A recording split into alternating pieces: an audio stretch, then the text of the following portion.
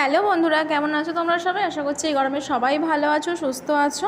তো দেখো, আমিও ভালো আছি। আজকে চলে এলাম গরমের একটা দারুণ রেসিপি নিয়ে।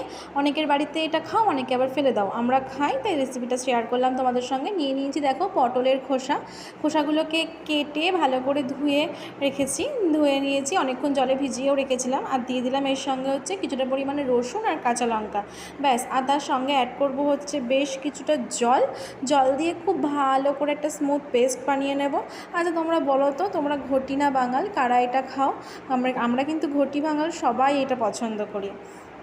তো দেখো, খুব ভালো একটা ভোঁ করে মিক্সিটা ঘুরিটা খুব স্মুথ একটা পেস্ট বানিয়ে নিলাম। পেস্ট বানানোর পর কড়াইতে খুব সামান্য অল্প তেলে, আমার রান্না মানেই তো অল্প তেল, তোমরা সেটা জেনেই গেছো। অল্প দিয়ে দিলাম হচ্ছে কালো জিরের পর দিয়ে দিলাম এই ভেটে রাখা পটলের খোসাটা দিয়ে এবার জাস্ট আর কিচ্ছু না, বেশ ভালো করে মিক্সি বাট